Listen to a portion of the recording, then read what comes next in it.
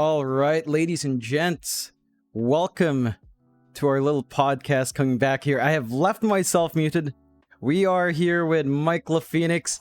We are live for our first episode. It's a bit of a relaunch. Mike, it's been a while since we've done this. I think the last time we did, if we're not counting the time we were covering the Southeast Asian changes while we weren't casting, it's been almost 2 years since we've last done it. How are you doing, Mike? How was Valentine's Day?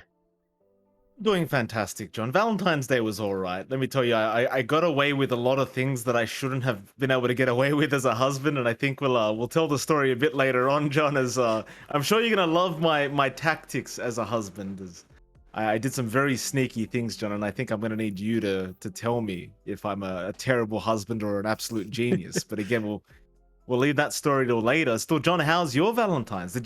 You told me you were sick. You told me you initially had a singles party of some sort with your friends, but you didn't want to go out because you're sick and your friends are doctors, and maybe they're just all too successful for you, so you get a bit intimidated, something like that, johnxmike. But how was your Valentine's? It was all right. I had an ear infection right after we casted, so I couldn't actually sleep all night. You know, it used to happen to you. Remember when you had those uncomfy headset on you and the pressure was there? I mean, it still happens, but I had one really bad. I think it's on me because I was scratching my ear and I must have, made a little bit of a wound, and, the moisture in the ear just built up. And so it got infected. My one friend who was supposed to go out did come by and he brought some eardrops. So it's a lot better now. I think it's going to be fine with this, but, it's going to be, I'm going to be dropping in there for at least a week. But it's a lot better. It's not like before where, especially for you,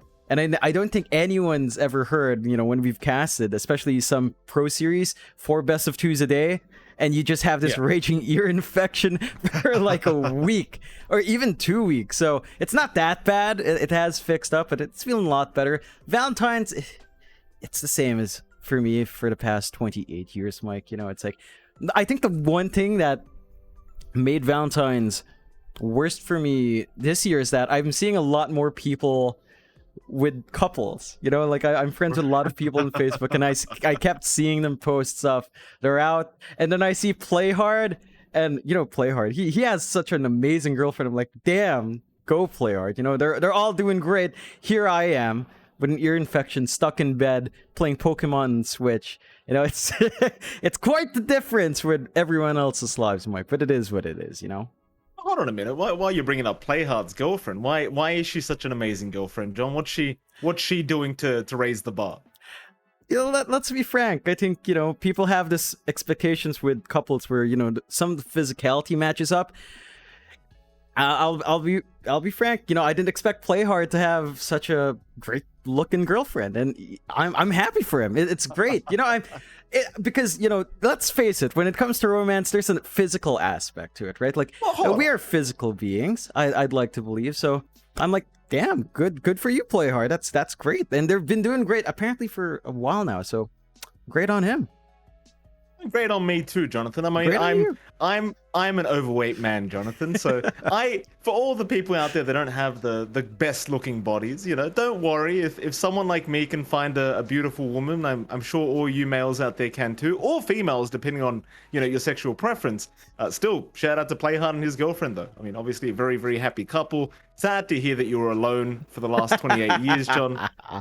While we're on the topic, have you ever tried to give like a rose to a girl? Because that's a standard thing, right? Like it's Valentine's, it's theoretically meant to be for singles to find a partner, right? That's the whole point. Have you ever attempted to give a rose to a girl or a boy, depending on your preference, Jonathan?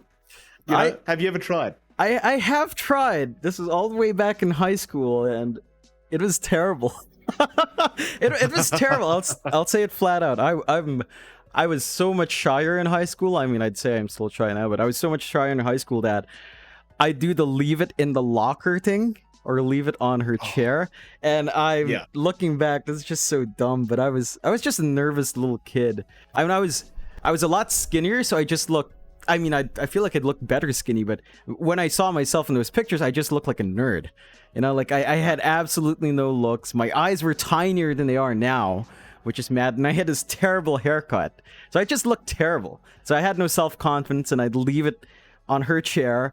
And obviously that went nowhere. That's a long story, but that attempt was pretty bad. Pretty bad. So I have tried, Mike. I have, in a way, and it's pretty bad. It's typical high school shit. You know, what can you do? Yeah. I mean, look, to be fair, John, I think we've all had the high school. Like, the only time I ever tried to give a random girl a rose was at high school as well. And I still remember her name. Her name was Maria. I remember very well.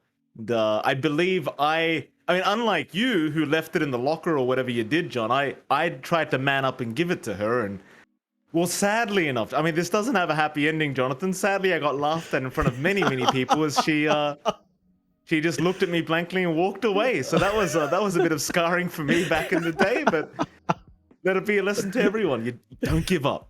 You'll eventually find somebody that does appreciate the rose you give them. Even though my wife, I haven't given her flowers ever since we got married and been together, John. This is the first time. This year is the first time on Valentine's Day that I actually went out, bought flowers, and provided my wife with them. And she was ecstatic. Let me tell you, John. She was like, "Wow.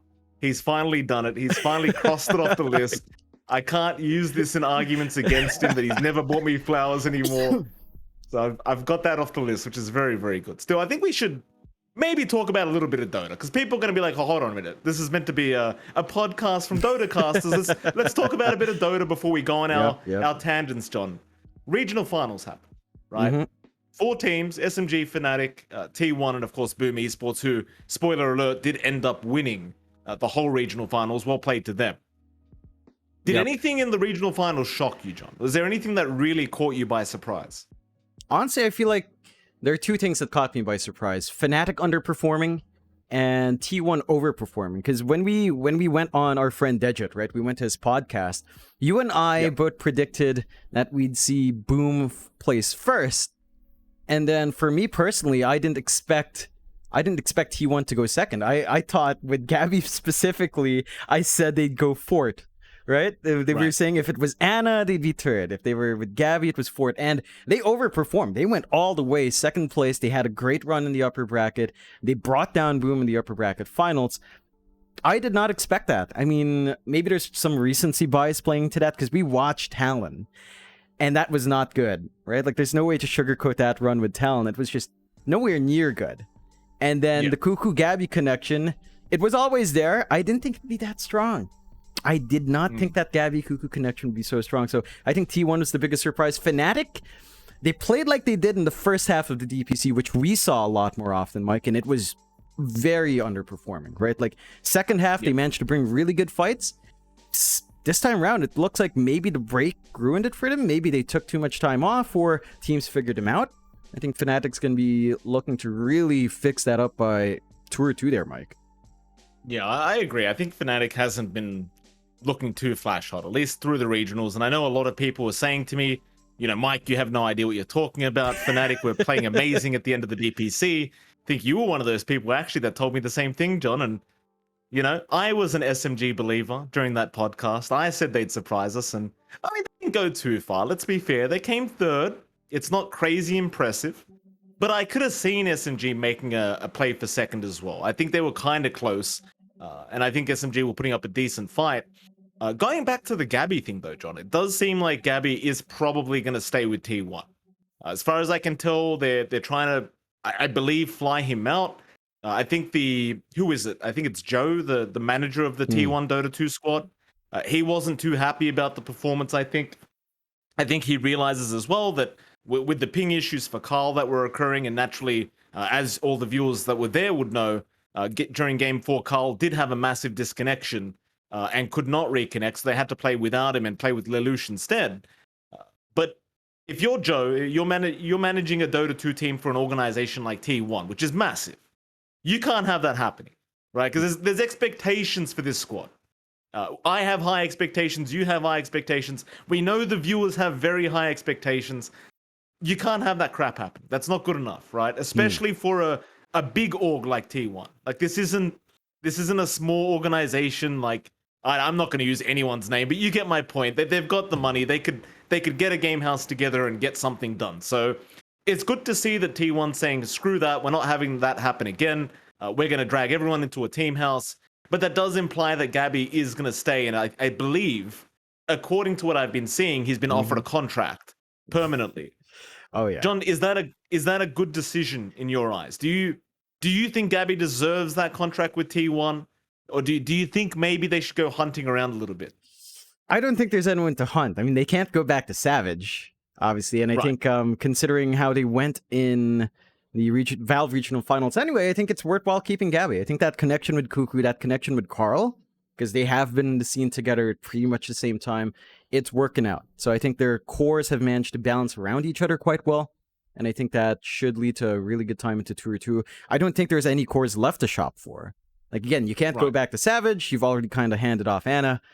And, you know, the implications of people going into a team house for T1, I mean, the players, you know, they've got 3 Filipinos. It's not far of a move. 2 Indonesian players, that might be a bit tricky to bring in. What I'm curious about, Mike, is March and QO. Them in the team house. March finally standing behind them with a whip. And that's what excites me, Mike.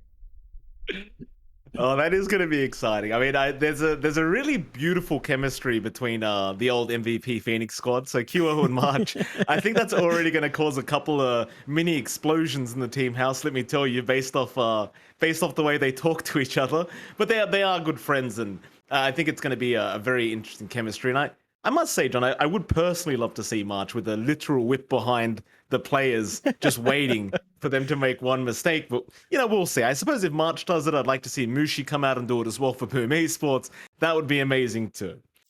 So moving away from T1, I mean, obviously, like you said, Gabby seems to be part of T1. I don't think he performed badly. I think he did pretty well, honestly. I think he fit the bill quite nicely. I think the disconnection from Carl kind of screwed them over in that grand final, because it did seem like they were about to maybe perform a reverse sweep against Boom. Oh, yeah. Speaking of the Devils, though, talk to me about Boom Esports, John. They got Jackie. They did end up getting rid of Tino. Something came out today. Now, you and I haven't been able to watch this podcast, but shout out to Dejet. I'm trying to pronounce that properly. Dejet. Yeah. We were on his podcast. I recently saw him, literally probably 10 minutes ago, upload a video on YouTube for his podcast. And I don't know if it's a clickbait title, but apparently Tino had a choice as to whether he remained in Boom or whether he wanted to leave and let Jackie come in instead. So I'm not sure how accurate that is yet, because I have not watched the podcast, but I will after this. But talk to me, John. Do you like Jackie as an addition? Do you think he's performing better than Tino? Do you think the upgrade's not really there and it's just going sideways? Do you think that Tino did have a choice in all this? When I think about Boom and I think about Gary, I mean, we meme on Gary a lot, but I think that would be a fair assessment. I don't think Gary would look at his squad and say, we're going to make a change right away. Because remember when Tino initially came in and Gary was already saying, like, oh, I think all of you are going to be disappointed, but this is a choice not everyone made, that Scam vouched for, that, you know, Tims and Yopaj were good for. I think when you look at the circumstances with Tino coming in, it wasn't likely Boom were going to kick him. Now, this is still a good move up. I still think Jackie is the superior core, not just in MMR, but we saw it in the regional finals. He wasn't just playing Dusa Wraith King, although he was doing a lot of that. We saw stuff like his TA come out. We saw him play really aggressive on that. We saw his chemistry with the team. They managed to make their movements out really well around Jackie, and he uses the space really well that Boom as 4 just naturally create. So I think it's still a great move out. I think I didn't see Boom changing outside of Tour, at least into regional finals. I didn't see them making that switch. And I think it would be feasible, maybe not 100%, but feasible that Tino would willingly make that choice. I think if we remember where Tino was playing before he went to Boom, he was on Execration, if I recall right, as an offlaner. And we were casting a few of his games on that offlane, and we said he was doing a lot better on the offlane than his core. Remember, because he was also pos 1 before that, but his switch to offlane was really damn good. And I think for Tino, it might just be where he wants to be going forward, because if you consider, again, the Boom games with him, it did feel like he was playing a much more space-creating mid-game core that kind of lines up with how the offlane's played nowadays. Yeah, I mean, he was playing a lot of Razor safe lane. Like, that's something that really comes to mind. It was always that pos 1 Razor that would come out, and in all fairness to T1, it always seemed to work. So, you know, props to, rather Boom, excuse me, props to them for making that work. But yeah, I guess they wanted somewhat of a more late game carry. And yeah, I mean, Tino, obviously, if he feels more comfortable in the off lane, why the hell not? I mean, obviously, he was doing fantastic, like you mentioned.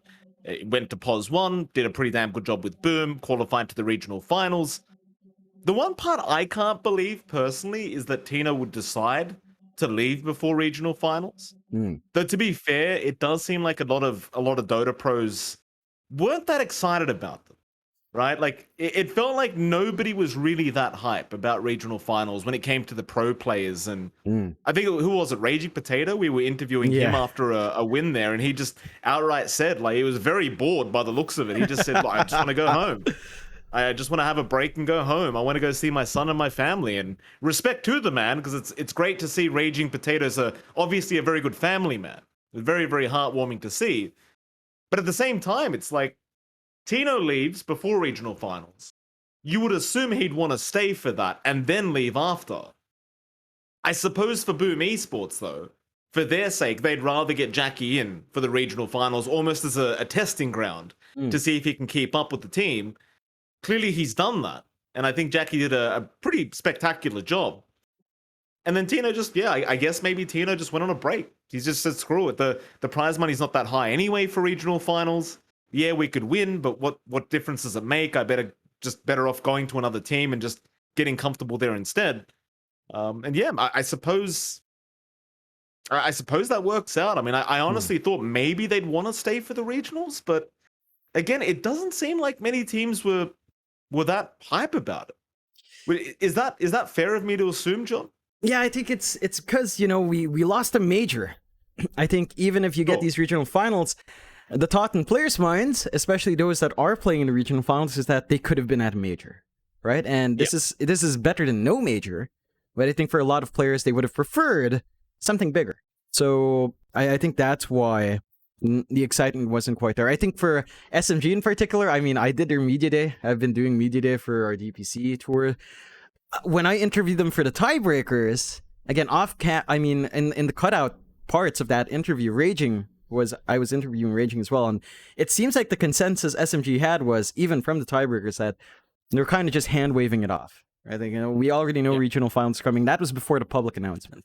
So they were like, oh, why are we even doing the tiebreakers? I get it's receding. It was like, that's the mindset SMG had. I think they're just very laid back people, and for them, they're thinking about the big prize. So they're much more focused on the big picture as a team. But I think in general, it does feel like the pro players, or maybe a bit let down, because it's still that aftertaste of not having a major, right? Because a major is much bigger. It's a LAN. It's a chance to prove yourselves against other regions. And the region finals, you're just playing against the same teams you've played for almost 6 weeks, right? Like that's 6 weeks. It's a long time. And you tie it off with the same teams again that you've played against and watched for one tournament in such a dragged out time. I think that's kind of why some players just, you know, like kind of meh about it. Brings me to another point as well. Like, I think I really wanted to talk about this, and we didn't get to start our podcast before this happened, so it's been unfortunate, but I think it's still fair to talk about. Major got cancelled. Now, I initially assumed it was Valve. You corrected me again on the Jets podcast, saying no, it's actually not Valve's choice to cancel the major. It was the tournament organizer who was in charge, just couldn't make it happen. Which is, again, we're in a pandemic. It's kind of hard to make any live event happen. Though, to be fair to us and the viewers, John, when you see other esports still carrying on, still having crowds, still having live events, it's kind of hard to take those quote-unquote reasons seriously. I heard another caster, and I'm not going to name which one it was, but there was another talent from the T1 scene that said nobody cares about the first major. Because at the end of the day, when you hit TI, when TI 11 comes around, is anyone even going to remember what happened in the first major? Chances are they won't, right? They're going to care more about the second, and more importantly, they're going to really care about what happened in the third major of the year. And then you go straight into TI afterwards, which it's still fresh in your minds. But somebody did make the comment that the tournament organizer, what value does having the first major do for them, right? Like, you're probably not going to make much money off the show. No one's going to remember anyway. or at least people will remember. Obviously, you and I and some viewers are going to keep what happened in the first major in mind. But at the end of the day, it's going to be very different to say the third major of the year, which is going to be very memorable once you get into TI11. First things first, though, John. How does that just happen? How do you just cancel a major like that? Do you think it? I'm not blaming Valve because you've established it was the organizer. So we're going to keep Valve out of this. How is an organizer allowed to just cancel a major like that? And what was it like? How much notice did we have? I can't even remember now. It was very short notice. Very short notice. I think for an organizer, I mean, there's that angle where maybe they don't gain much from it. I think if you think about it from your relationship with Valve, for you to cancel a major after you commit, you finalize your contracts with Valve, you get the agreement, you start setting up to receive prize money from Valve, and for you to cancel, and that leaves a very bad taste for everyone, including Valve, of course, in that negotiation. So I think there's a massive risk of burning bridges very early on by backing out of that. And I think they must have weighed that risk and just realized we just can't do it. There has been a lot of rumors as to where that first major was. I think a lot of rumors were pointing onto Europe, and the situation there has been up and down with COVID. So maybe it just really wasn't feasible. I think that's the likely response. I don't think there was any malice behind the cancellation, because I think if you're a TO and you can run a tournament, you still will, because you will get a lot of eyes on you. You will be able to secure sponsorships. You'll be able to do much. Like, look at PGL. They're still hosting a major for CSGO, right? They're still pushing through, and for them it's worthwhile. I mean, maybe the circumstances are different because CS doesn't have many tournaments. There's no TI, so the majors get much more highlights in CS, but it's still not something you'd want to do as a TO to back out. And I think there was no malice there. It's just it's tough circumstances, because that's around the time when Omicron was really spreading and doing its work. And well, I mean, I've heard that there's like a subtype of Omicron going around as well. I don't even know. I don't keep track of the news. I just stay out of it because nothing's new. It's all the same stuff. We're stuck at home and we can't really travel, so whatever. At what stage though do we? I mean, I know this is going to be complicated, right? Because I know people are they're very up and down about this. You're either on one side or the other, and it's hard to be in the middle ground. But at what stage do you just accept the fact that COVID's going to be around for a long time, right? Like, we're not getting rid of it. It's not going to happen. COVID's probably going to be around for the next God knows how many years, how many decades, centuries, whatever. There has to come a point where you just accept the fact that we can't do anything about it anymore. Like, if you've offered vaccines, right? If you've offered the vaccines, you've got the tests out, you've done lockdowns for however long now. And I've got all those things, Jonathan. I locked down for basically a year. You remember, I literally didn't leave my house for pretty much a year. I went to the grocery store and that was it. You get your double vaccinations, you get your booster shots, whatever. The 5G reception's going up. It's skyrocketing through the roof. Everything's going great. What stage do we just accept the fact that we're probably going to have to live with it? Because these events, John, I mean, at some stage they have to come back to being on. I realize, governments don't necessarily care about esports, but it's like sporting events are still happening. Yep. Did you watch the Super Bowl, John? There was a big crowd at the Super Bowl. So I'm starting to ask myself, at what point is the liability off Valve and the TOs, and it just becomes a matter of, if you aren't prepared to take that risk to attend an event, if you're not vaccinated or boosted or whatever the hell you are or aren't, surely at some point it becomes your individual responsibility. Am I wrong? I think you're right, Mike. I think the one thing is, like, I can't completely side against caution myself. Sure. I do understand, because I've got a lot of friends in the medical industry. My dad works in a pharmaceutical company, right? So, and a lot of my family is like nurses and stuff. So I know what's happening. It's just that I think they're also tired of it. Like, all the doctors are tired of it. Everyone's tired of all these lockdowns. I think, for specifically in this circumstance, again, I don't think it's that the TO wanted to pull out. I think they were just denied maybe permits last second by the government. Because again, depending on which European country or whichever country that was supposed to be in, the government has final say in whether or not your permit can push through. So I think it's also down to location. Like as an organizer, the TO has to find a place that's very open to events. And I think for the most part, what we've seen in Europe, that's mainly been Eastern Europe. right? Like Romania was looking good for it until the government actually got stricter. But they were hosting, football tournaments there, stuff like that. So I think for that, it's down to location. And for us in general, the moment we can live day to day normally is, I think, the moment when the virus just basically becomes as mild as the flu, which is to say, very not deadly. I think it's not just the deadliness, but let's say the effects on the lungs, because it can still affect healthy people pretty badly on their lungs. Yeah. And I think we're just waiting for that to mild down. It's not quite there. I think Omicron has been nice. I think the boosters and vaccines, while they don't block it, does minimize it, right? Because my dad did get positive for a while, for like a week. And me and my sister were exposed. We were coughing a lot. We weren't positive ourselves, but we likely had it. And it wasn't so bad. It was basically like a flu for us, and we were triple shots, 2 shots down, booster down.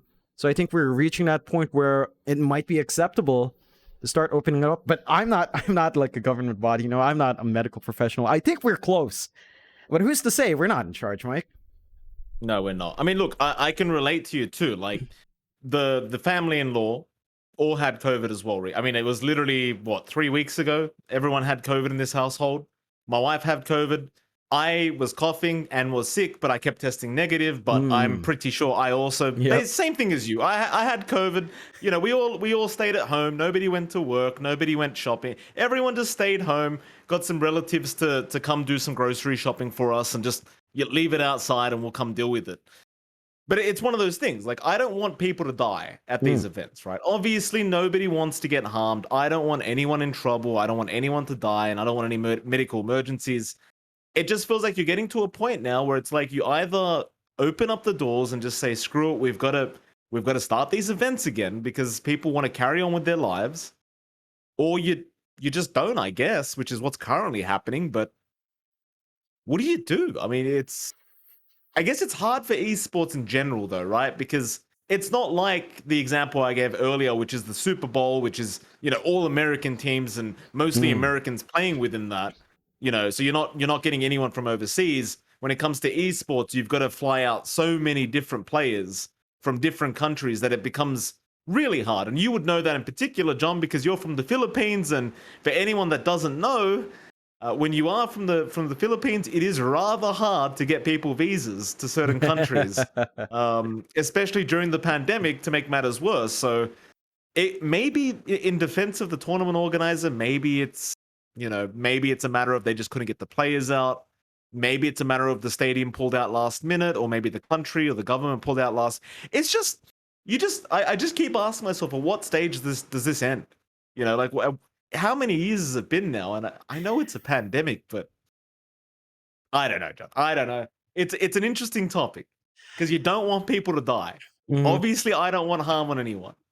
It's a real virus. It's a real problem. But, it's like, at the very least, just open up to people that are vaccinated. If this is how it's going to be, at least just be like, look, if you're not vaccinated, you can't come in. If you are, you are. But then I guess you have that whole freedom of whatever argument that comes up. And then we're not going to get into that because it's too political and it's just a waste of time to, trying to argue this crap. Apart from that, though, obviously depressing news. Major got cancelled, but we had regional finals. Props to Valve for at least kind of making something happen. I realize a lot of that was community pressure, though, to be fair. The community did kind of rise up in arms and say, hey, you can't just cancel a major like that on us and then do nothing. And where I want to go with this, John, is the format of the DPC now. Yeah. I really dislike the format. I say dislike, I almost despise the format. I think it's too long. I think there's not enough games per day, per region. Now, I know Valve really wants the whole 24/7 Dota thing. So no matter what time of the day it is, you can turn on Twitch and you're going to see some Dota, or whatever streaming platform you're on, right? But it feels so anti-hype. And especially as a caster, it's very hard to build up the hype when you go into these series, because it's like they're not playing each other more than once. So each team only plays each other once. It's like you can't go on previous history because chances are the last time they versed that team was ages ago. Yep. And overall, it's just too slow. Like, there's not enough time for third parties to come in and host third-party events. What are your thoughts, John? Do you agree? Do you disagree? And is there a way to fix it? I think you and I are on the same page. We bitch and moan about that behind the scenes quite a Yeah. fair bit, actually. Like I think so.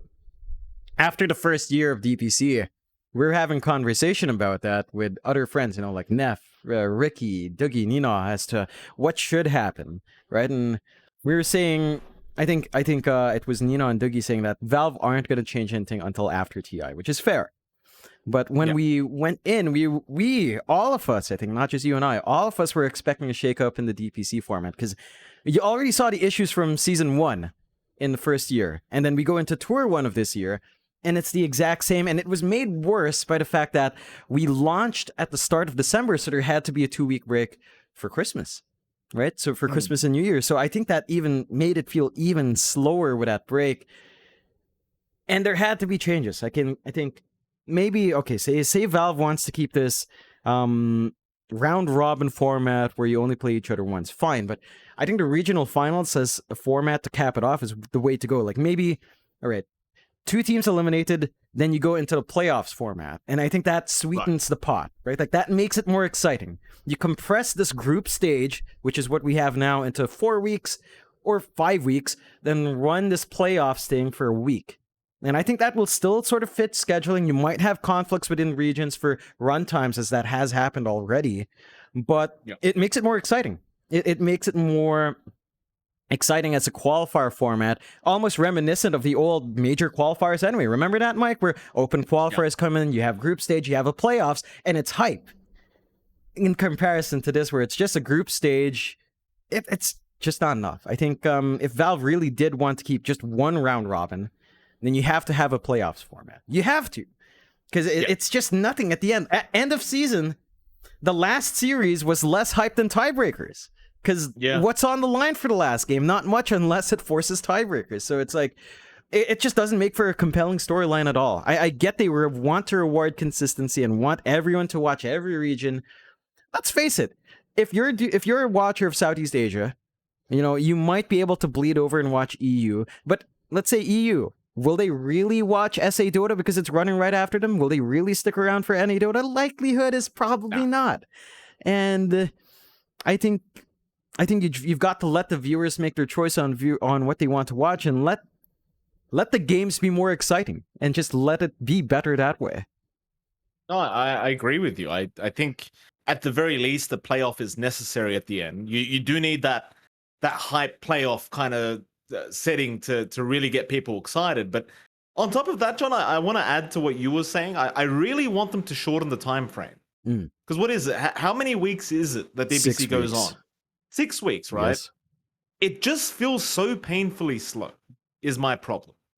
And the thing is, nobody wants to host a third-party tournament in that 6 weeks because, number one, you're conflicting with a Valve organized tournament per se, or a season. And as well as that, it's slow. What is it, like 3 series a week for each region? Like, it's painfully slow. I don't need Dota 24/7. It's what you just said. Europeans aren't going to be tuning into South American Dota. It's just the truth. You might get like 5% of the viewers. Maybe they'll tune in. Chances are they won't, though. Europeans probably aren't going to tune into NA either.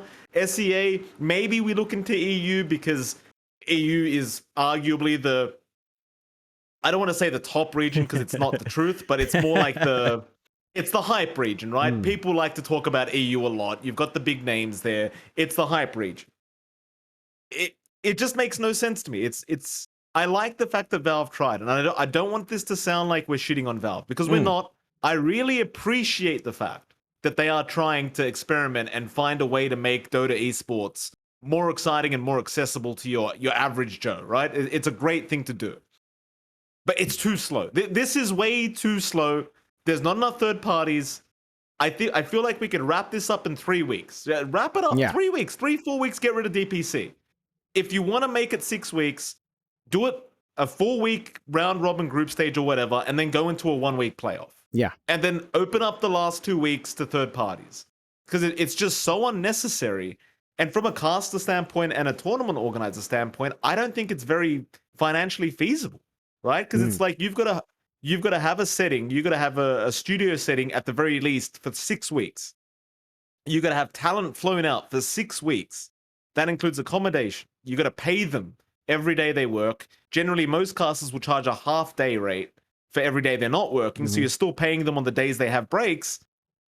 And on top of all that, you've got all these staff you have to keep around for 6 whole weeks. But we're talking like 3 to 4 series a week. It just doesn't feel financially feasible. I don't know this for sure. It's not like we're contractors, by the way, ladies and gentlemen. We don't work for BTS. We don't get to see what money they make or what they spend.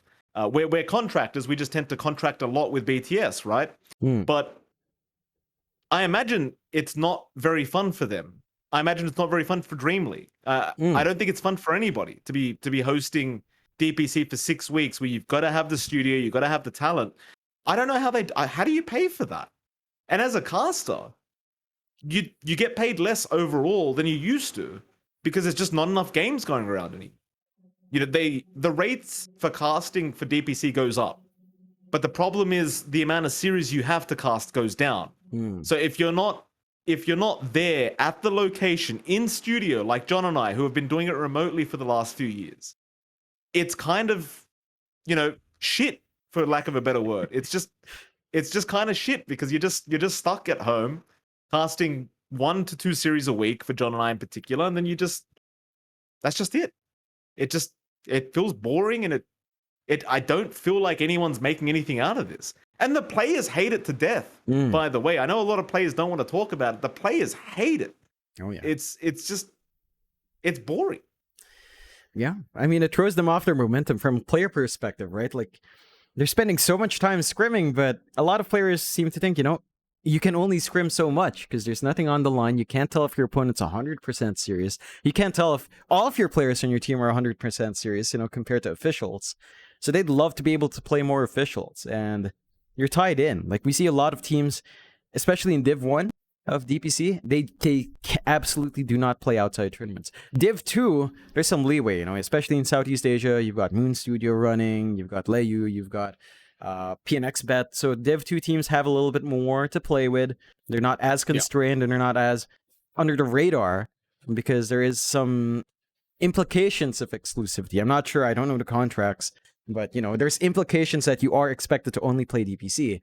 There's an expectation from TOs to not host anything during DPC.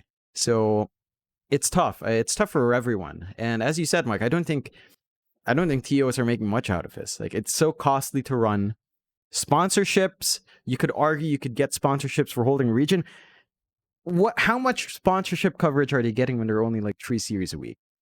Right? Like, there's not much coverage for the sponsors anyway. You could argue there's Div 2 to calculate, and let's face it, Div 2 viewership is not as high. No matter how hard you try, Div 2 viewership just isn't there. And it's just hard to get sponsors. Like, people meme about, say, BTS having Matu Matu. I think Matu Matu's been excellent in supporting throughout. I hope they've been getting more orders, because in my head, I don't know if this is actually worth it. I mean, it's just so hard to say, because, again, if you think about how sponsorships work for, say, TV, you buy ad space for a certain time because you know so many people will watch. In esports, in this kind of broadcast, there are only so many hours we're actually casting. So, again, as a sponsor, I don't know if you're really getting your values worth when you compare to network, to broadcast, to actual TV. And it's just a tough situation. Like, the DPC format really needs to be cut like in half. 6 weeks is too much. We saw China last year, Mike, right? Like, Div 1 Tour 1 happened in the second half, and they fit all of Div 1 into 3 weeks and all of Div 2 into 3 weeks. And I think that was better. I know Neff talked to the teams, and they seem to not think so, because it was pretty chaotic. That was like BTS Pro Series format of like four best of threes, 3 best of threes a day, which is even worse because we do like best of twos, and that was best of threes. So it was chaotic for, say, China. But I think if you manage to find a balance with that, a compromise in that kind of schedule, it would be a lot better for everyone. No, I agree with you. I mean, I feel like this stems from the old DPC system, right? Where you had, what was it? Was it 5 minors, 5 majors, or was it 6 or something? I can't even remember now, but it went from being way too busy throughout the year to being way too quiet. And I think we just need to get a nice spot in the middle. Like, we don't need literally 10 Valve sponsored events. We also don't need, what it is now, which is a very slow paced, anti hype, kind of boring ish, I guess, tour is the way to put it. I think you can meet in the middle, shorten DPC, allow third parties to come in and run big events again, allow them to make their money, and I think the teams will follow. And I think it still suits tier 2 teams. I think you don't need to get rid of Division 2. You can do all of it within a shorter time span and make more time within the year to allow other tournaments. Because think about this, John. We cancel the major, right? So the major doesn't happen. The first major's gone. What if there was more time that somebody else had organized some kind of live studio event? At least there'd be a bit of a buffer there where people weren't as mad because there's still something to watch.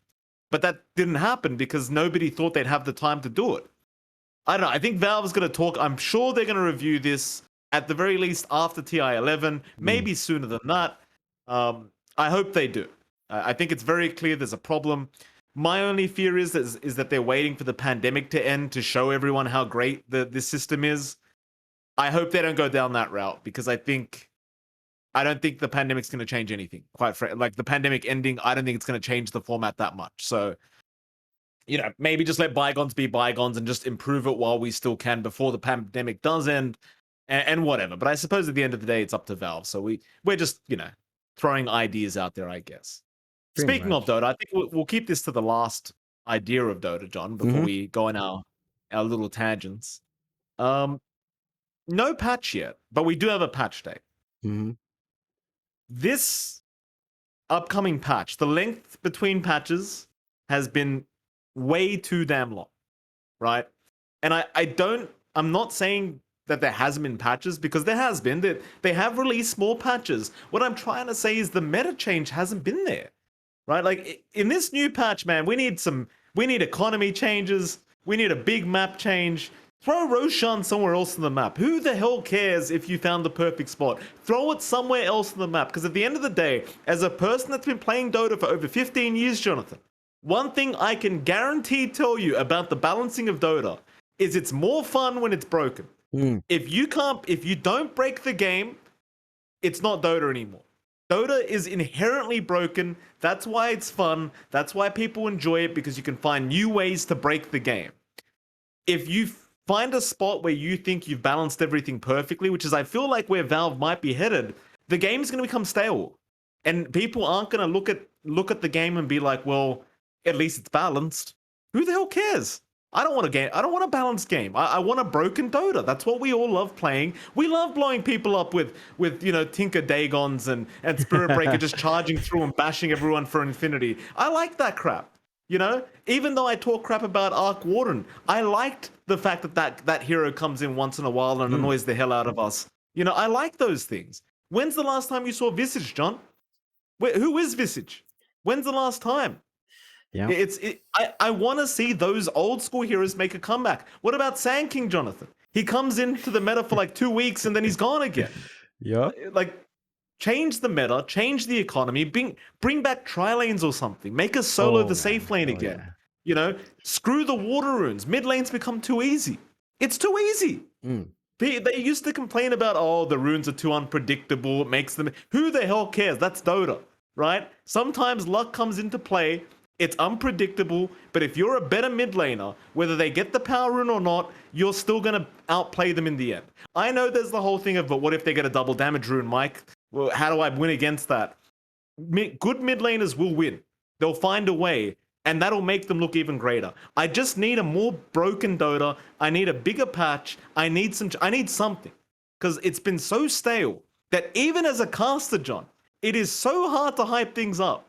Right? Because it's the same shit every time. We're going to attack the offlane tier 1 tower. We're then going to head off into the mid tier 1 tower and focus that down. Then we're going to go farm a bit in the triangle with our POS 1 while the other 4 rotate across the map and smoke. And then guess what happens, Jonathan? We'll attack the tier 2 safe lane tower. And then we'll go for the outpost. And right after that outpost, we're going to go after Roshan. It's the same script every damn game. I'm sick of it. Yep. I'm tired. And some viewers think, wow, look at these casters. They're so smart. They can predict everything. It's been happening for the last 2 years. Yeah. There's no predictions anymore. We know the script. It's happened for the last 2 years. I need something to change. Yeah, it's been a while. I think that it's basically been the same timings, like almost around playing around the siege creep into that tier 1. It's been the same recipe for since we were doing even China, right, Mike? Like it was the same recipe then when we were covering a lot of China. It's the same recipe now. I don't know what Valve has in mind for the patch, but considering how much hopes we had in the last time a patch came out, remember that, Mike? There was you had some copium going. You were saying, "Oh, they say economy patch is coming next. They say economy is next. The map changes next." What did we get in that sub patch? Nothing of substance. Like small nerfs here and there, small adjustments. We need something big. This needs to be a very big patch. We need to see. I agree with you. Just change up the map. I want to see other heroes brought back in, like Crystal Maiden come back. Why? Why is she so dead as a support? Why is she dead? You know, why is Venge now just pigeonholed as a core? I mean, you could run her support. We saw Tim's win with that, but it was, you know, it's not a hero that rings to mind as a great support anymore. I mean, there's so much changes. Why did Pudge have to die for her since, Mike? Why can't I kill myself as Pudge? I will go back to this point every time we talk about balance. Why can't Pudge deny himself? I get Abaddon was too strong, but it's Pudge. Yeah. He's a griefing hero. The least you can do is let the guy kill himself for making the mistake of picking Pudge. And I want to be able to just pick my Pudge, buy my Soul Ring, say I'm contributing by baiting 4 heroes in and Soul Ring and dying. Why? Right. I mean, that's when it was fun, right? That's when Dota was fun, when all of this dumb stuff was up. And all we've been doing is, I feel like we've been so heavy on nerfing, we haven't been buffing. Right? Because that's the trade-off, right? Like, you nerf something else comes out. Like, remember when Beastmaster Ag's build was big, and we nerfed it to hell? And then it went back to Necronomicon, and guess what the fix was? Just take off that book. Right? There's nothing to replace that brokenness. Like, for a while we had Lycan Ags, and then that was nerfed. No, there's nothing to compensate for what's been nerfed. And I think that's why it just doesn't feel as exciting. So Valve has got to do something big. At the same time, are they going to do something big? I don't know. I want them to. I believe they will, but who knows? Yeah. I think Valve, if they still listen to pro players, I think just stop listening to them. Because this sounds like pro player changes. You know, the way they've been balancing things, it's like, no, this hero is too strong, we've got to change it. This hero is too strong, we've got to change it. If it was up to pro players, they'd be playing 4 Protect 1 every single game. They'd choose some farming core like Medusa, like Luna, and they'd farm the whole game. That's what we would be watching every single time. This is not League of Legends. I do not want to get to a damn stage in Dota where I have to cast 5-10 idiots, right? Looking at each other for 15-20 minutes and not doing anything. I can't imagine how the poor League of Legends viewers are feeling these days. It's so damn boring. They sit there doing nothing for 20 minutes. And that's just the meta that's been there for the life of the game. I don't want that for Dota. Let Dota be broken. It needs to inherently be broken. That's what's Dota. And the point you brought up, John, when's the last time we got buffed heroes? When's the last time I got a patch that was 5 pages long and it was just ridiculous buffs, right? This reminds me of, for any players out there that played Rainbow Six Siege, this is what it reminds me of. Rainbow Six Siege, amazing. It was a great game. And then they just started nerfing operator after operator and gun after gun after gun. And you never got buffs, ever. It was always just nerf. And you know what, John? They're at a great balanced stage now. But they also lost 2/3 of their player base at the same time because it's damn boring. Because people like the broken aspect of the game. That's what makes it fun, right? It's not all about the pro players. It's not all about what they do in the immortal rank. You got to worry about what the heralds are doing too, because you know these are people that like to have fun. Yep, they're not worried about their rank. So, you know, let's give props. Let's let Valve do what Valve needs to do. I think we're judging a bit too quick. It has been a long time. I just want to see some big changes. At least one. Please. Just at least an economy change. Just force tri-lanes. Something like that. So we don't have to have this very predictable strategy every single game. Because when the casters start becoming right too often, John, then you know you've got a problem. Oh, yeah. Because I'll tell you what, casters aren't smart people, right? Most of the time, none of us should know what the hell we're talking about. That's why we're casting and not playing, right? Our job is to entertain you when you're watching the game. Our job isn't to predict every little thing. But when we can tell you what's happening every single time, there's a problem. There's a big, big problem. Regardless of that, Joe John.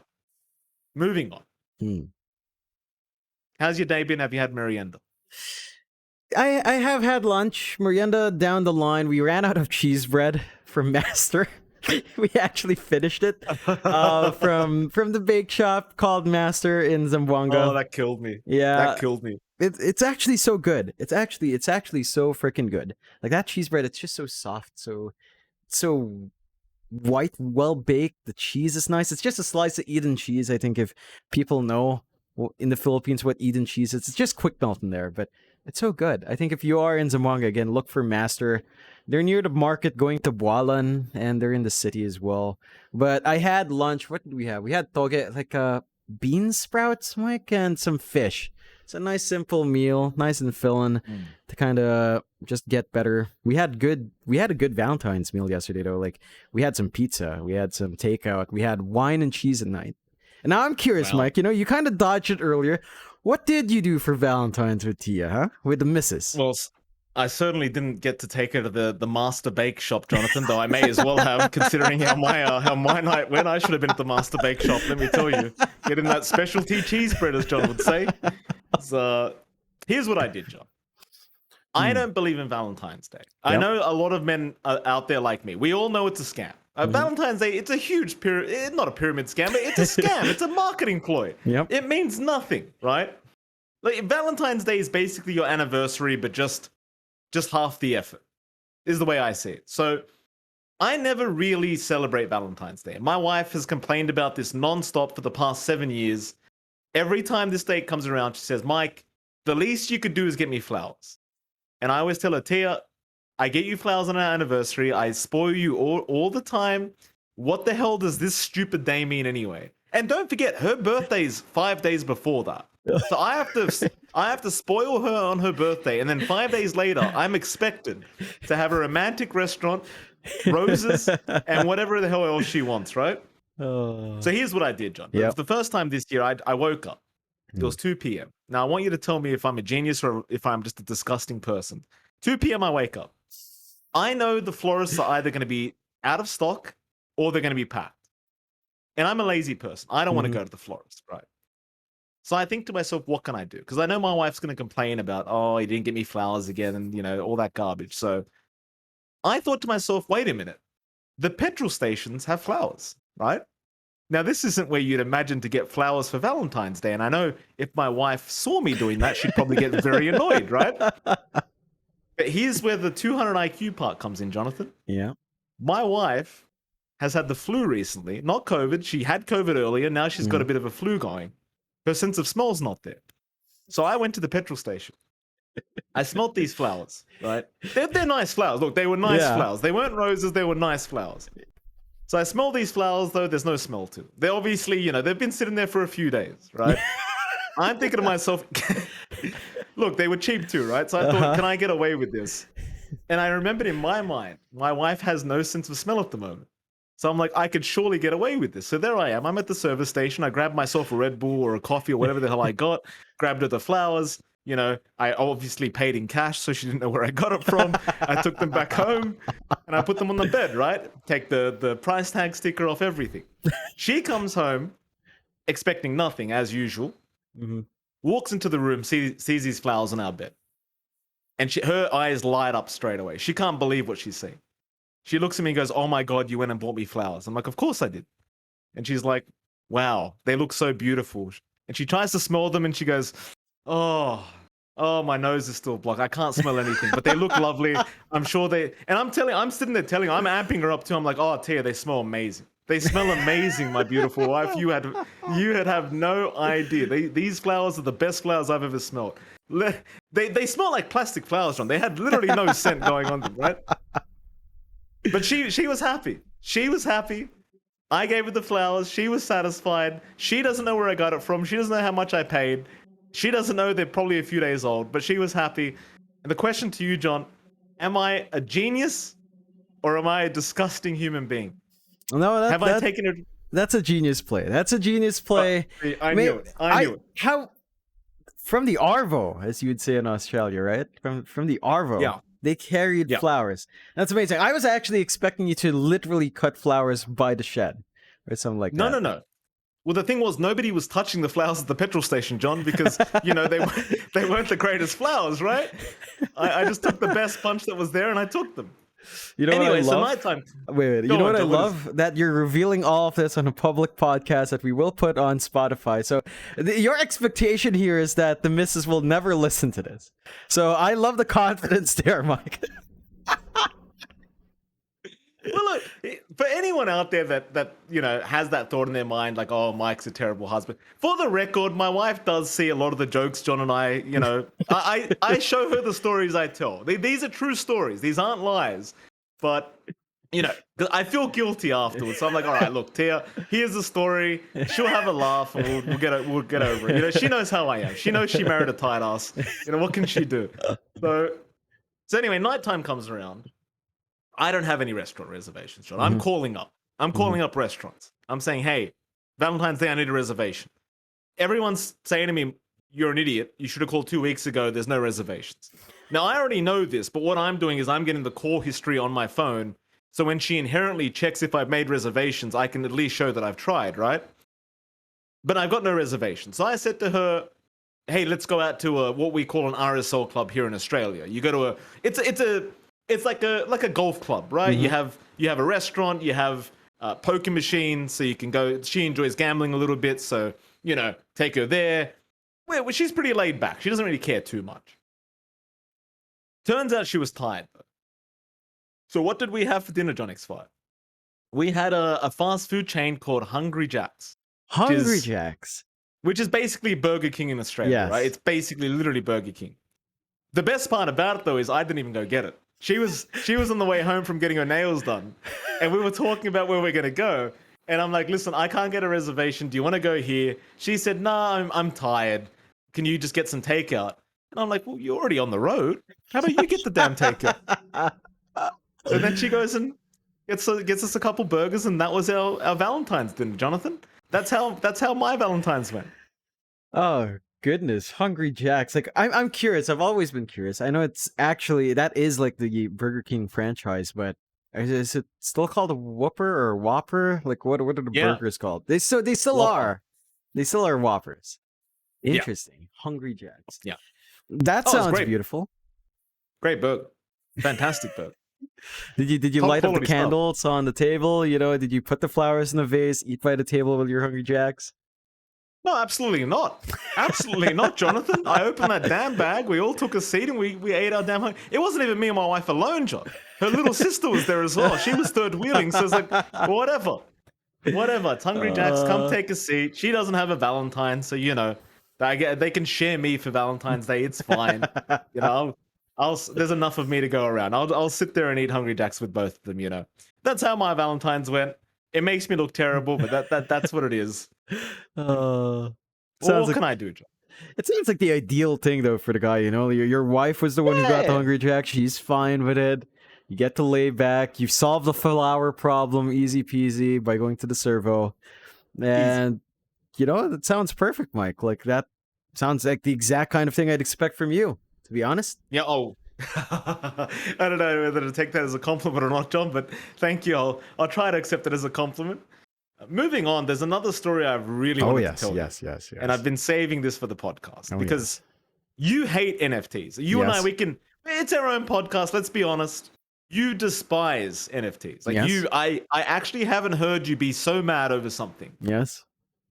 Apart from NFTs is like number one by far on your list of hated things right now. Yep. Could you please give us a short summary of what it is you hate about NFTs so much before I go into my story about my first experience with NFTs? Right. So NFTs they're just worthless, right? They're values from people pumping and dumping and exchanging them between each other.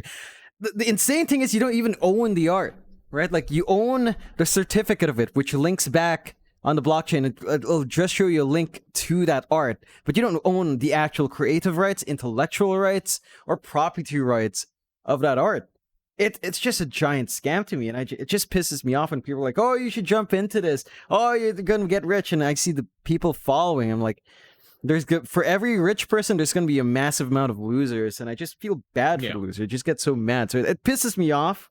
And the fact that everyone's trying to pump NFTs into games, it's even worse. Like I don't mind the Axie guys because they have their own ecosystem. It's like whatever, it's an actual game, fine. But you take something like, say, Ubisoft games, they want to put NFTs in, or Team 17 for some reason wanted to put NFT games. Can you imagine Worms NFTs?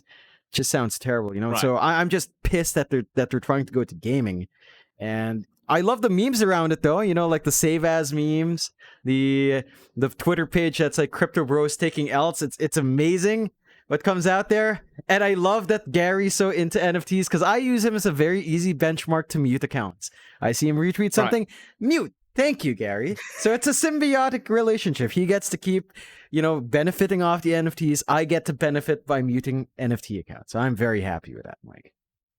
Well, thank you for that. I mean, I'll tell you my story though with my experience of NFTs. So my wife came up to me, John, and this is when my internet was down, right? Because for anyone that doesn't know, a tree literally fell down on the power lines outside, and we still have we don't have underground cables in this property, so they're on the power line, right? So tree falls down, takes out my internet, it's gone for 2 weeks, ruined my DPC, the end of the DPC. But I'm sitting there, and my wife comes up to me one day, and she says, "Hey, what's an NFT?"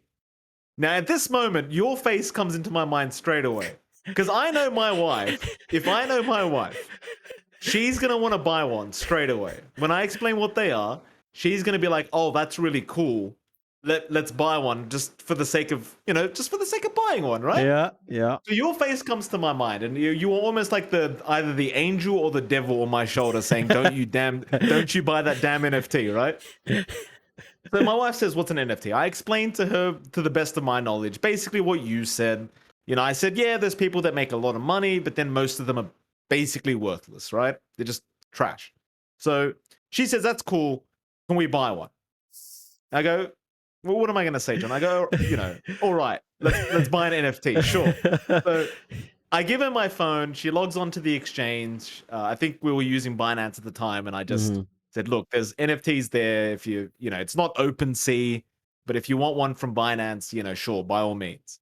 She didn't like the Binance ones though. She wanted them from OpenSea. Well, of course she did, right? Because she's a cultured woman, sure. So she says, "No, I like the ones on OpenSea better." And I go, "Okay, fine." Now, mind you, I don't have an external wallet ready with OpenSea because I'm like you. I don't believe NFTs have value with the way they're being worked on right now. So I don't have a wallet that's ready to buy NFTs. So she's looking around OpenSea and she finds, and this is going to sound so stupid to you, but she found runic NFTs, right? Runic, they're like the ancient runes you'd see. So what would happen is the AI or whatever, the randomizer would draw a bunch of lines over and over again and would make runes, right? So, and for some reason that appealed to her. So she's like, I want a rune. And I thought to myself, man, this is the biggest waste of money I'm ever going to use. I'm ever going to spend my money on something that, because this thing's never going up in value. It's just a worthless rune thing, but my wife wants it. I'm going to buy her an NFT, being, the cool husband I am. All right. So there I am, still with you in my mind, saying, "Don't you dare do it," right? Because I know you would hate me for it. So there I am. I buy some Ethereum, Jonathan. I buy $50 worth of Ethereum. The NFT costs like $10, right? It's like, screw it. I might as well buy an NFT for myself while I'm at it, All right. Get a couple runes. I'm a big baller. Send some NFTs. I made a MetaMask wallet or whatever the hell they call it. Again, this is the first time I'm using this thing. Send my Ethereum. It ends up getting lost. I waited 10 minutes. It didn't come in. I waited 20 minutes. Didn't come in. I waited 30 minutes. And my wife's sitting there thinking I'm some crypto genius, right? So she's like, "Oh, surely you're going to be ready soon to buy these runes." Little did she know, I've lost the Ethereum, right? I've sent $50. I don't know where the hell it's gone. It's somewhere in the, it's somewhere in the ether, John. Excuse the pun. So my wife's like, "Oh, look, Mike, maybe it'll come in the next day. Check the wallet in the next day. It can be. I heard Ethereum's a bit slow, this and that. Checked it. It went down the toilet, John. I never got that Ethereum back. I have still yet to buy an NFT. I have not bought a rune for my wife yet, unfortunately. And I've had people messaging me about NFTs that they've apparently been inspired from me. They've made NFTs after me now, apparently. And I felt so inspired by the fact that they've been inspired by me that I wanted to buy one, right? Yeah. Still haven't done it, John. Still got no NFT. And I thought you would be happy to hear it. That was my first experience with trying to buy an NFT. I lost $50. I don't know where the hell that 50 went, but there's $50 worth of Ethereum somewhere in the abyss and it's just gone. Oh, that's beautiful. It's like I intervened. I didn't even know. I intervened. I just lost your money. Because that's the same net result. You lost your money anyway.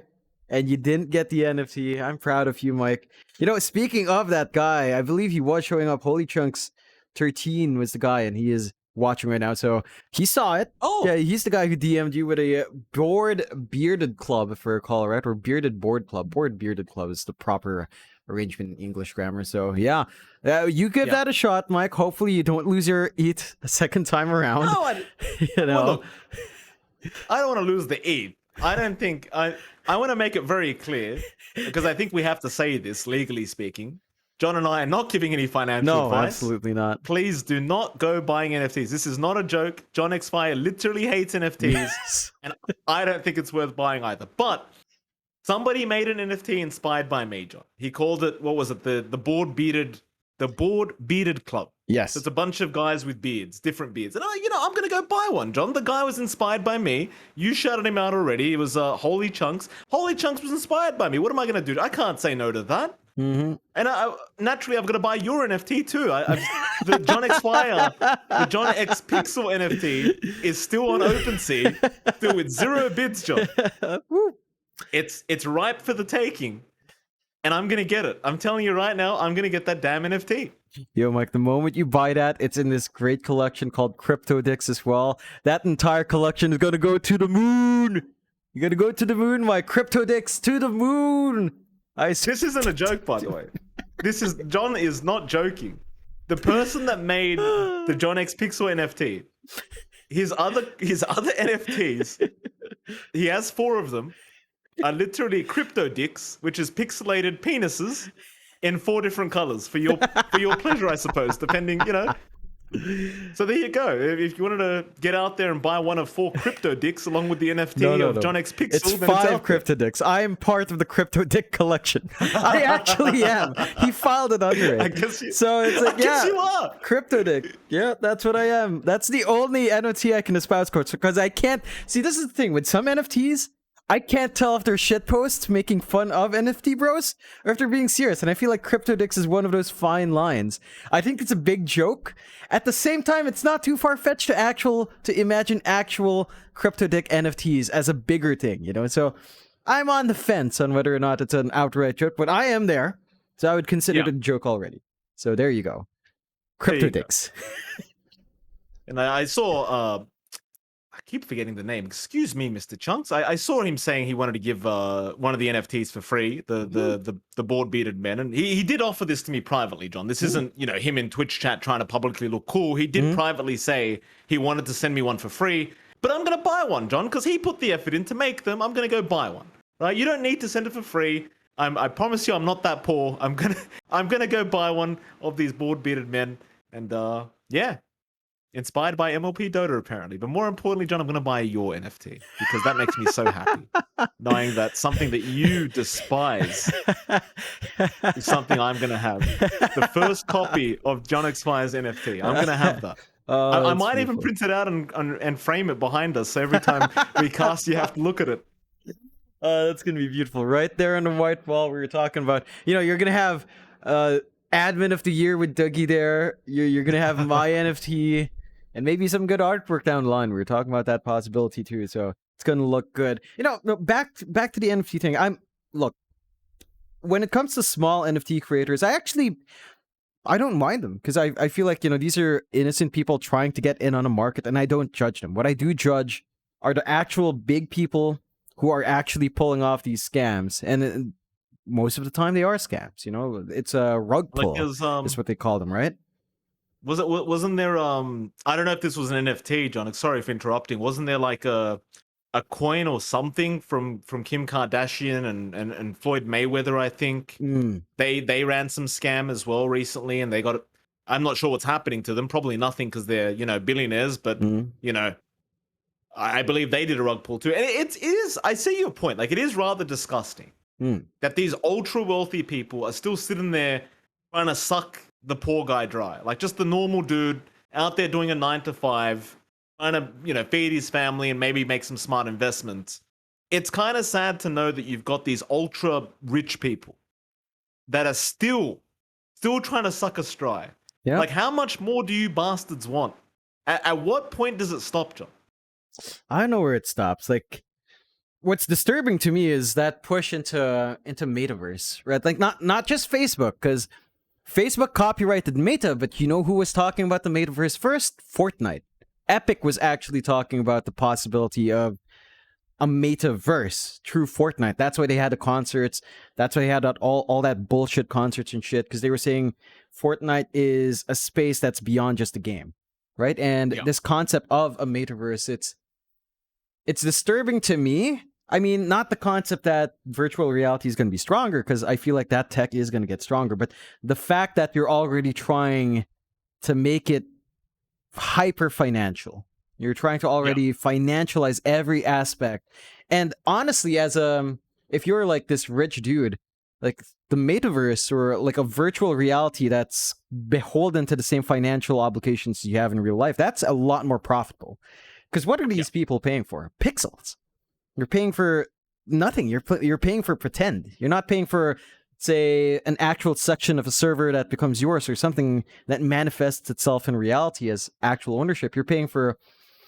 It's like a gacha game. You're paying for skins in Genshin Impact. You're paying for skins in Arknights. It's not quantifiable. And at least there, as a user, you get something in exchange, and you don't feel like you're investing. But with Metaverse stuff, they're selling property stuff. I know there's been talk about that. We've seen that in video games where you can buy property, you can buy planets in some games. The prices go through the roof. And that's just isolated to games. This is Facebook, this is Fortnite trying to push this concept to the general population outside of gaming, like buying virtual property. I saw this one meme. I don't think it was a meme. I think this was serious. Someone was selling NFT Olive Gardens. Olive Garden, the restaurant? And they were making an Olive Garden NFT saying that you'd own it in the Metaverse, but you won't own any real franchise, of course. And they had no connection to Olive Garden. I saw that, and I was like...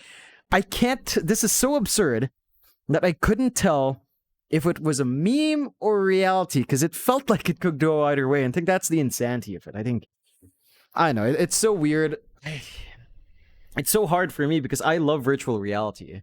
I love the potential of it. But seeing Facebook going this way with Metaverse and the fact that, they're in charge of Oculus, it's kind of demoralizing. At least there's no NFTs in that space yet, but... knowing Facebook, it's not too far off for Mark, I guess, for Zuck.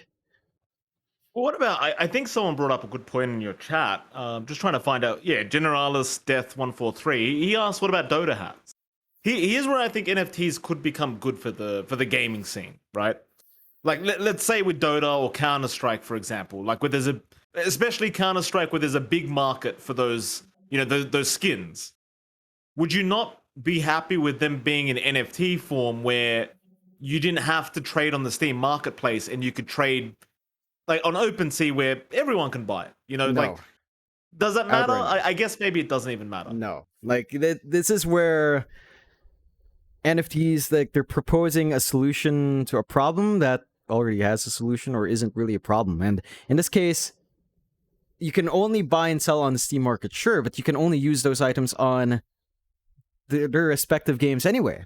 So in the wider context of making this a wider open market for NFTs, it doesn't make sense, because unless you're playing those games, it just commodifies it even more. I think that's the one thing. It's treating games as stock, and I don't like that concept. Now, you could argue that's what Ubisoft wants to do, but I don't think it's a great move at all from Ubisoft. And tying in your cosmetics to an NFT, it's an added burden, because there's computational load to minting something and to trading something across wallets. Right? There is a computational load. That's where all these PCs mining come in. They're handling that load for what? Yeah. you don't need that load already on Steam. It's just a direct transfer to your accounts. It's Okay. hassle-free. Steam takes a minor cut if you're selling on the marketplace. I think it's a much smaller cut than the gas prices you'd pay for an ETH transfer as well. So it's Okay. not only is it less computationally heavy, less energy inefficient than say going through the blockchain, it costs you less as well because Steam doesn't take as much as a gas price does. So I don't think it's great. Like the fact that, publishers like Ubisoft are looking into allowing you to sell your cosmetics in game only with the concept that they'd profit because of the blockchain means I'm already against it. I think anyone with a right sense of mind would see that as if a corporation is for it, you're likely not supposed to be for it. I think that's the common sense mindset. If Nestle was very happy to start buying out water rights, I think that's something you would also be concerned about. Same thing with your digital property. If they want to commodify it, you better be thinking twice about that. No, that's a very fair point. I think the one thing I was trying to bring up with the whole Counter-Strike example is the fact that you'd be able to, instead of selling it for Steam money, you'd be able to sell it for real money, and that would be maybe better for the general public, but I'm sure there'd be a lot of money laundering that just kind of excels because of that as well. So, and I mean, I used to work in the fraud team of a bank for what 3-4 years. And a lot of money laundering does go through games. Yeah. Steam being one of the biggest ones, actually. Yep. We'd always have to monitor transactions on things like Steam or I think the Epic Game Store had just come out back then as well. So there was a bit of that, but Steam was obviously the biggest one at the time. And you'd have to really be wary of transactions that were happening just in certain ways because it just, there's a lot of laundering that would happen. Through games, and it's not just Valve games either. It's everyone basically. Just people trying to find a way to launder money. This day and age, though, crypto's a lot bigger, so I think people just switch to crypto instead. You have crypto coins like Monero, which are meant to be super privacy coins and things like that, and they're meant to be untraceable and whatever, yada yada yada. I don't know the ins and outs, John, but yeah. I suppose there'd be a money laundering issue that comes with NFTs on the Steam marketplace. Yeah. If there ever was NFTs there. I think there's the wider issue of regulation, right? Because if games do tie that in, the process of you getting those cosmetics come from loot boxes for the most part, right? And that's already something that's severely regulated. So having that tie into an actual real world value then turns loot boxes from this unquantifiable in-game cosmetic that has no real-world value to something that will have real-world value. And think that if say Ubisoft or Valve is not going to do it, they already ban NFT games. But if say, let's say in a weird dystopian alternate universe, Valve did do that with say CS and Dota 2, where you could directly just trade your skins for cash by trading them on say a crypto market. I think that would be. Now, again, that would put Valve under actual regulation because they've already had issues with loot boxes. Everyone has, especially in Europe. Right. So I think that would just further compound the fact that you are actually, in essence, when you buy a loot box, gambling. Actual money. It's a what do you call those slot? It's a slot machine where if you get lucky, you can sell it on the NFT on the market. And right now, it's just confined as a slot machine game inside a game. But if you could trade outside, it's a slot machine game that's basically indistinguishable from a casino. So I think that's one thing that's very, very sus about it. I think talking about that privacy coin you mentioned, but I find that really weird because the weird thing about crypto, if you think about its conception and its purpose, is that supposedly, right, you could track every transaction because it's on the blockchain. You could see every transfer, you could see everything in that sense, but it's also anonymized. Supposedly. So it's a weird thing where how much can you really anonymize without basically just turning into a bank? And how much can you really keep open while keeping some privacy concerns at bay? It's the weird one.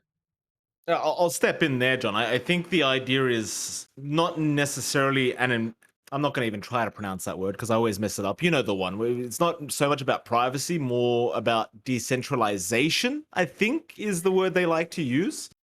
Yeah. I'm not going to argue the ins and outs about crypto. I personally trade crypto for anyone out there. I'm not against crypto myself. I don't know the ins and outs of that part. I don't know how decentralized things are. I don't know how private things are. I agree that there's probably ways to be able to see things that the government would maybe eventually be able to access. And well, that was kind of the point about crypto in the first place, is to not allow that to happen. But at the same time, how do you stop it from happening if a government wants to get access? I'm not sure.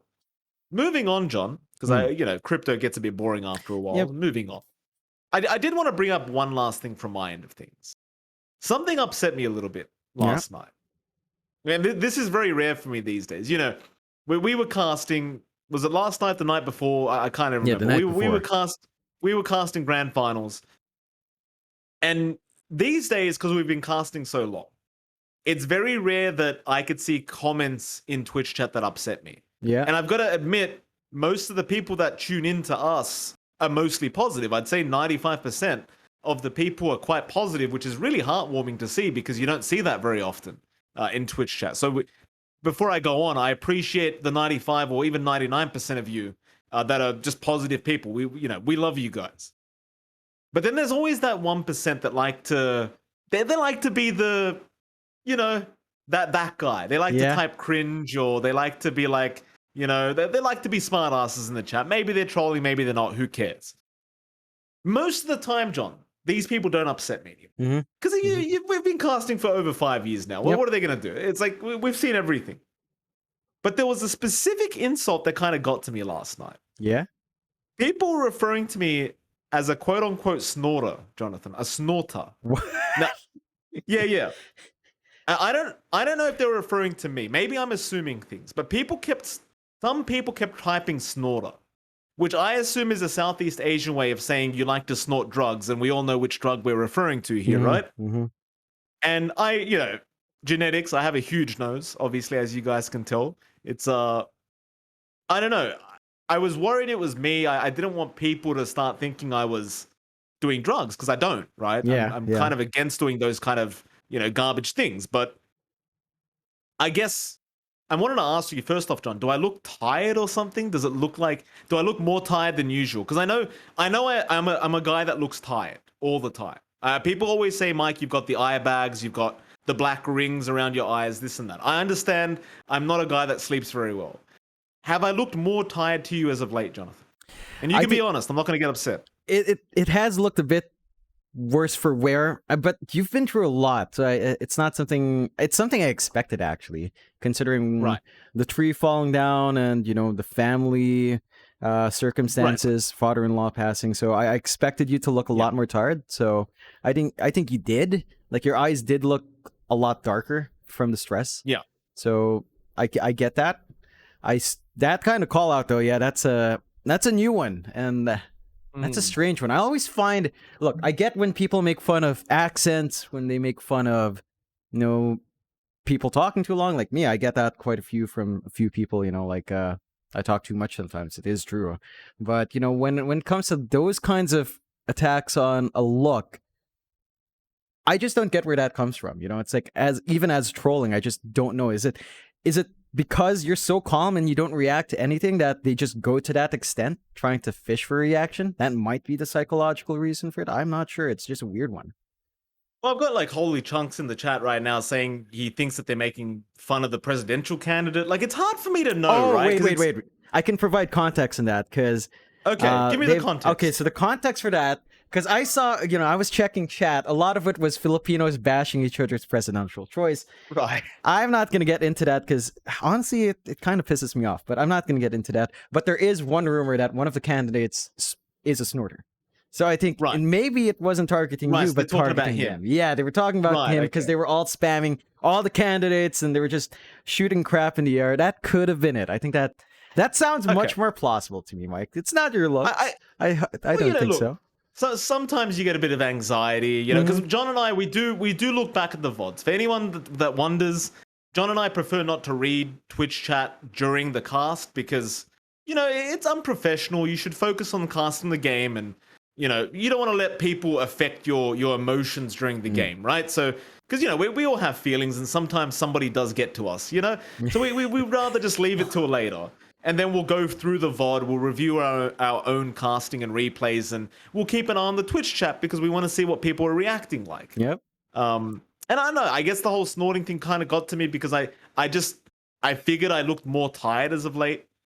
Not Yeah, that you hard, like you yeah. said, I yeah, mean, well, that's what I thought. I'm like, I don't yeah, look it's not like like you that. lost weight and your cheeks were sinking in, that If because anything, I gained weight. yeah, yeah, you did look a bit, fuller compared to last time. You look like you had a bit more of a cut, just Yeah. time off is what it does. So yeah, I did find it funny though, because you mentioned someone commenting about your looks.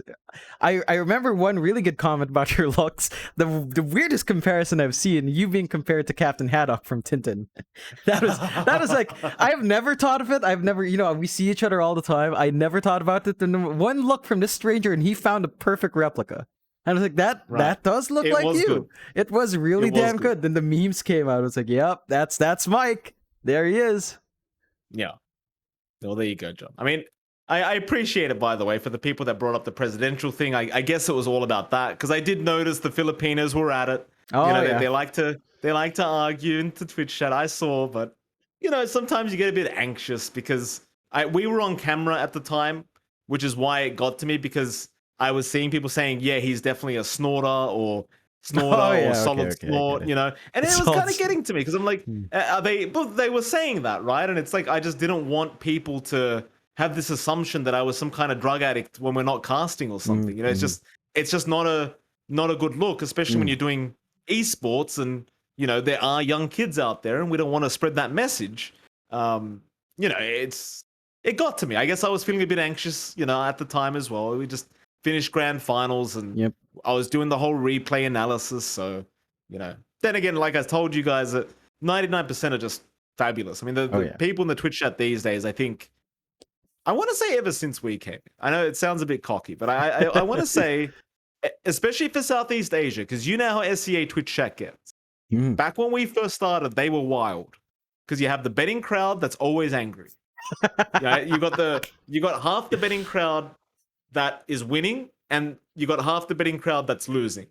And the winners always want to give it to the losers because the losers at some point during the game were cocky that they were going to win, and they gave it to the other guys, and they like to give it back and forth. Then you've got the guys that are just there watching, just chilling, just trying to enjoy the game. But there was a whole thing as well with the Indonesians don't like the Filipinos, and the Oh Filipinos yeah. and For a while. Indonesians go Oh against the yeah. Malaysians. Yeah, there was all these things that used to happen in the Twitch chat 3 to 4 years ago.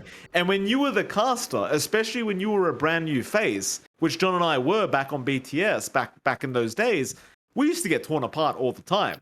And I think that's why you and I have such thick skin when it comes to the comments that are made. We John and I almost have a rule where we don't complain publicly Mm. about stuff people say because it's you're a caster. That's part of the territory. You put up with the negative bullshit that comes with it, right? But sometimes there are comments that get to you, and Mm-hmm. I guess obviously the snorting comment was obviously an overreaction from my side because again I have a big nose and I'm kind of tired at the moment, So I guess people thought maybe this guy's been snorting drugs to try and stay awake or some garbage like that. But I assure you guys, I don't. I just drink a hell of a lot of coffee instead. So, that's my way of trying to stay awake. And I think during that grand finals run, I had literally 3 cans of mate mate, which is why Jesus I'm Christ. drinking this other energy drink right now because I was really tired, John. So I had to just get something in me to get me going. So I just grabbed the mate mate cans. I'm like, why not? I like the taste. They're sponsoring the event after all. Why the hell not? Just smash them down. 3 cans. That's insanity. I can take one, and honestly, I'm pretty much done. Like I just don't do energy drinks in general. Again, remember that time we were sponsored by Monster, and I actually had an Yeah. actual can and I actually popped it open? I could not breathe properly in that cast. Like afterwards, I just like never again. I think I had to dump the can because I was palpitating. I felt like I was having way too much. I'm surprised you could do 3. Like Mate is great. It's not too bad, but that's still 3 Yeah. cans. Jesus Christ, man, that's a lot. Yeah. Well, there you go, John. I mean, I did drink. I mean, my heart was beating a little bit fast. I'm not gonna lie, but it was a good grand final It apart was. from It all the was. pauses. Let's make this the last point, at least from my end, and I'll let you bring up any topic you want, and we'll finish off the show for our episode 1. I also noticed, now this is something that's happened for a long time. You and I, we grudge through it. You and I, when there's a pause, we like to keep talking. Yeah. Because at the end of the day, if you've got a 20, 30-minute pause, like a really extreme bad, like just an extremely shitty pause going on, my thing is, if I'm the viewer, I would rather the caster or whoever, the panel, somebody's going to keep the show going. Because I don't want to look at a standby screen for the next 30 minutes with a timer that's not going to be accurate anyway, right? Yeah. So a long time ago, you and I decided if there's a pause, rain, hail, or sunshine, we're going to keep going. And we're going to find something to talk about. And luckily, it seems like we have pretty good chemistry, and for some reason, we can keep talking forever because we're those two kind of idiots, right? So we just keep going, and we try to go off on these tangents and try to have fun with the viewers a lot of the time or whatever. Couldn't help but notice. Yeah, we did have 40-something thousand viewers during the grand final, so it is to be expected. There was always that one guy that has to say, casters, stop talking, start the game. And I know, again, 99.9% of the viewers aren't saying that crap. And I don't like focusing on the one guy that's like, start the game. But let me just reiterate for anyone watching out there, and I'm pretty sure none of you guys are even like this anyway, but it brings up the question. Should we throw to a pause, like a break? Like, should we just go, screw it? We should just throw to the standby screen and just leave it there until we're ready again. Because John, you and I, we don't get paid for that crap, right? We get paid per game, right? So at the end of the day, if there's a pause, we are within our right to just throw it to the break screen. Just screw it. Well, why are we going to keep talking? Yeah, true. No other caster does it, unless it's a live LAN. Nobody does it. Everyone throws to a pause. A break screen. Did that bother you, John? I'm sure you saw it too. Did it get to you? Like, does it annoy you these days that there's always that one guy that has to say, "Come on, guys, start the game. Stop talking, casters." No, that actually got me laughing because this was an issue for, I think, some of the guys at TI, right? They were also saying that when they had these massive delays, they were also being blamed. Casters start game. It just gets me laughing now. Because I'm like, how clueless do you have to be to think that we can press the unpause button ourselves? That we are the ones keeping it. Do you like that for that kind of person?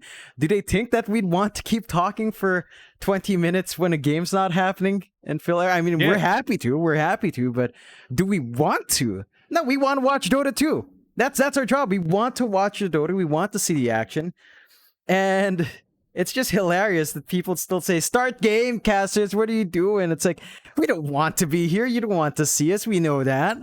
We want to cast too, but it's a pause. What do you want? You want a pause screen and complain that the game's just not starting? That, oh, you know what? If a pause screen did come on, I do know what that same person would say.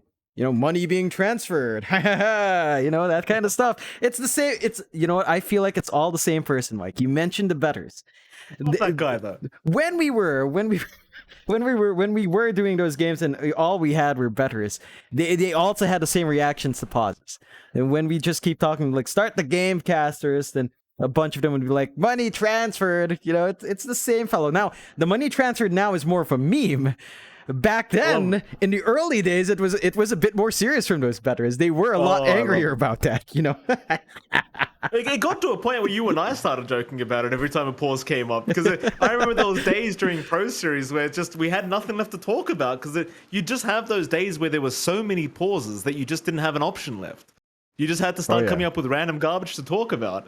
And we'd even get to the stage where we'd be like, oh, it must be the old Mafia transfer going on right now. The Mafia's calling one of the teams, and But I thought I don't know why that thought came into my head last night. Like, after the games, again, I was watching the VODs. I wasn't enjoying the snorting comments, but now I know that wasn't even related to us, which, if you were making the comments and you were trying to have a presidential conversation within Twitch chat, I mean, more power to you, I suppose. My apologies for taking it personally. But it's always that one guy that says, stop talking. It's like, bruv, I can throw to a break screen and me and John can go jack off in a corner. We can go fucking do whatever we want. We can go to the master bake shop. I can go vape my lungs out. Or we could keep talking for free, try to entertain the viewers, which I think we do a decent enough job at, and then just keep the show running. Because I assure you, 99% of casters, they're just throwing to a break screen every time. And I don't like that, personally, because I think it's all about the show. Yep. I think if you've got viewers, most viewers either have to go to school during the day or they have to go to work during the day. And it's not fair on those damn viewers to come home having the expectation to watch Dota, and they've got to sit there for 30, 40 minutes through a pause because someone's internet shit the bed. It's not fair on them. I don't want those guys having to look at a break screen. It's just bullshit. It's just not fair. So I think it's just better off we keep talking. I'm not asking for people to try and back us up here. I know 99% of you guys like it. It's just the one guy I can't understand. And I know people are like, why care about the one guy? Who cares? Yeah. And they are correct. Who the hell cares? But it was just an interesting talking point for me today because, again, I did have this almost shower thought last night. Like, where does this one guy come from? How old is this one guy? Does he understand? Does he watch? Does he play Dota? Does he understand how pauses work? Would he prefer the 4v5? You know, is he just manically depressed and he just wants to be angry at somebody? Like, who knows? Yeah. Who knows? Who knows? But let's move off that topic, John. I think, how long have we been live for now? Because we probably should kind of pace ourselves. You and I never shut up. Yeah, it's around an hour 49 now. Or hour 49 minutes, yep. It just flies by. This is how we started our podcast in the first place, because it's like, this happens all the time when John and I get on a voice call. We just never shut up. Yeah. It's like two gossip girls on the phone. We just never shut up. So me and John said recently, like, can we just start a podcast again? Because I'm wasting 2 hours of my life anyway talking to you in private. We may as well broadcast it and maybe get a sponsor or two, you know, make some people happy. So any topics you want to talk about, John? I guess we have like 10 minutes before the 2 hour mark, so we may as well call it at that if you want. Anything on your mind? I think something was on my mind. This ties back to Dota a bit, but I think you've seen this. There's a rumor about what our friends in Talon are down to, Mike. Would you imagine Pylai and Anna in Talon? Just think about that. Goodness Just me. think about that. I love it. I think Pylai was always underrated. I think people didn't appreciate how hard of a role Pylai took for himself, because he was always that guy. He'll tank the ganks, he'll tank the smokes. He's always willing to die for the team.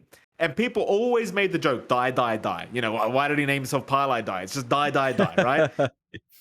But he did what he needed to do. And that's something a lot of POS 5 players don't really want to do because it looks bad. You know, on paper, if you've died 20 times that game, it looks really bad. But Pylai was doing a great job. He was doing what he needed to do. Yes, there was some times where, you know, maybe unnecessary deaths would occur, but that happens to everyone. And on top of that, with Anna, I think Anna joining an SCA team would be fantastic news. Whether it's Div 1, Div 2, I don't care. Anna coming back would be fantastic news. I think the region as a whole has grown a lot over the past few years, which I'm very, very happy to see. And I think having these superstars come back in, like Thompson streaming even, just streaming alone makes me very happy. Oh, yeah. But if Anna joins a pro team, like Talon in Div 2, that could be very, very exciting. Oh, yeah. I mean, if you think about... What was I going to say? If you think about this move, right? It reminds you of when the original C Shuffle came in with these Western players, right? Remember when Fnatic got Jackie and Pylai? It feels the same way now with Pylai coming back. He's back home. Hold on. Oh, yeah? Hold on. Are you talking about Jackie from Thailand? Jackie Lamau. Our boy. Are you talking about Jackie Lamau? Yeah. You don't call him Jackie then, because everyone's going to think it's the other Jackie. Fair. Yeah, so when EE came down with Pylai, when we saw Pylai's traumatized face in Southeast Asia, I think Southeast Asia is the perfect fit for him. Remember that time we were casting Fnatic then, and he actually had farm. He didn't know what to go for. He actually went Shadowblade Bane. Not Glimmer Cape, Shadowblade Bane for whatever reason on his high ground defense. We're like, cool. All right. He got like 5 kills in the game. He didn't know what to do anymore. And there you go. I can't wait. I hope it's Pylai. I know this is not finalized. None of this is. But can you imagine Pylai with an actual carry, Mike? Someone actually worth dying for. Amazing. It could be incredible. I know Anna's, at least from what the locals around me have been saying, Anna has been playing. I mean, we all know Anna's been playing a lot of games, but it does seem like he does have some intent on making a comeback. I know he was in talks for sure with IG. This is old information. Yes. But he was in talks with IG. It doesn't seem like they came to an agreement. I'm sure IG may be regretting that right now, considering the position they're in the DPC, but they couldn't come to an agreement. And so Anna can't go to a Chinese team because he is under contractual obligations with IG. So if he's going to China, it has to be IG, or IG needs to be willing to basically sell off that contract to another team so they can take Anna. But I think Anna being away for so long again doesn't really instill so much confidence in these teams to take the risk, which is fair enough, because while Anna is a 2-time back-to-back TI champion, it doesn't mean he's still Anna, the 2-time back-to-back champion. You know, like he is, but he isn't. You know, it's not like he's at that peak performance right now. He's gonna need time. It's not the same OG roster. It's a completely different team we're talking about. And if it was OG again, it would be a completely different roster. So I don't know if I have faith that Anna's gonna do crazy good straight off the bat. But around the right team, you never know. I thought if T1 got him, it would have been pretty damn epic. Oh yeah. Right? I thought if T1 took Anna, it would have been pretty epic, because I think T1's a team that can not only enable someone like Anna, but they also have that fun environment, right? Like you got Whitemon singing Ignition, you've got Cuckoo, trolling everyone, and it's a fun environment, and I think that's what Anna needs, because he's a naturally shy person. I have had the pleasure of not meeting Anna, but I did see him in person. We were 1 meter away from each other. I was casting at the time. Oh yeah. It was very private, John. It was me and Anna in a room together. I'll tell the story on the next episode of the podcast, but the point is he's a very shy person. So I think you need a team that can make him feel very, very comfortable. And when he gets to that, what do you call it? What's that stage where you're just everything's going perfectly? That they used to have a word for it, the flow state. The flow state of Dota, right? When you get into that flow state, I think Anna's just the best. So I don't know. I don't know what team will pick it up. You seem to think it might be Talon, though, which is interesting. Oh, there were screenshots of them in a lobby together, someone leaked out. So that's what we've seen. Again, it's not a finalized thing. And as far as I know, Talon's still working on the roster, but I was told it would be exciting. So that would be exciting. I mean, there are a couple of exciting possibilities there as well. We've been memeing about the guy, but Randy's a possibility, right? Like a very distinct. He says he's coming back somewhere, so who knows where? But I would three of the old Boom players together again would get me laughing, especially after what Randy said every time in the interviews. He'd be like, "My only fear is my team throwing a 99% chance to win." So it would be great to see Randy back with Hyde and Mikado. That would be fun too. But who knows? No, right? hold on a minute. In defense of Hyde and Mikado, I remember some of those games being Randy's fault. So yes! Randy, you can't just say that, Randy. Some of those were your fault. I remember a very distinct Ursa play by Dreamercell in the mid lane before the minute mark where he just ran in. I don't know what he was intending, but he just ran in by himself to place a sticker or something. Yeah. And then he just got killed off. And I'm like, what is Dreamercell doing? What is Dreamercell doing? And he had just rejoined the team by that point as well, didn't he? Yeah. He had just come back. That was like one of his first series back, and he's already in the mid lane giving first blood away. Oh yeah, I love Randy. I mean, his favorite emote fits him. Kukle. Yeah, it's not on our BTTV, but I'll look to enable it. It's hilarious. It fits him. I remember in the TI, right in that game, after that game where he said he's worried about throwing a 99% lead, he was diving tier 3s. While tier 2s were up, he was diving tier 3s to drop a banner as bristleback, and he ran away. Like, that was the one. That was the one. That was the one that I was like, what the hell is he doing? What is this man trying to do? Oh god, I love Randy, but yeah, it should be exciting with the shuffle up, and I think that's a good point for us to tie it off here, Mike, in our Work in Progress podcast. Thank you everyone for tuning in. We will be uploading this to our YouTube. I might be renaming it, but on our old Primal Roar YouTube, it will be up there, and it will be on Spotify. I'm going to work on arranging the title and uploading it. It will be up there as well. So if you want to rewatch it, it's going to be there. But thanks for dropping by. We'll try to make this a weekly thing. It's all a work in progress, so we'll figure it out as it goes on. But thank you, Mike. You want to give a shout out as well before we close out? Yeah, of course. I mean, we've had quite a few viewers actually just staying here. I mean, on your channel at the very least, because you're so popular, John. There's still over 200 viewers just remaining. So thanks all you guys for sticking around and actually watching. We didn't expect to have this good of a start, but here we are. That's fantastic news for us. And well, like John said, it is a work in progress. We'd love your feedback and criticism if you do have any. Please feel free to tweet at us, to send us DMs on Discord, Twitter, Reddit. Email us. It's on Twitter. It's all on Twitter, even Facebook. I know Southeast Asians like Facebook. So go on John X Fire's page or my page, John X Fire Gaming, MLP Dota, and you can let us know what you did or did not like. Messages are open. And apart from that, John, I think we do need to choose a name for the podcast. Yep. Because we do intend to try and make this long term. So if you have any name suggestions for our podcast, please feel free to also let us know about those. But thank you for watching, everyone. We do appreciate it. And I suppose we'll hopefully see you all again next week. Catch you guys next time.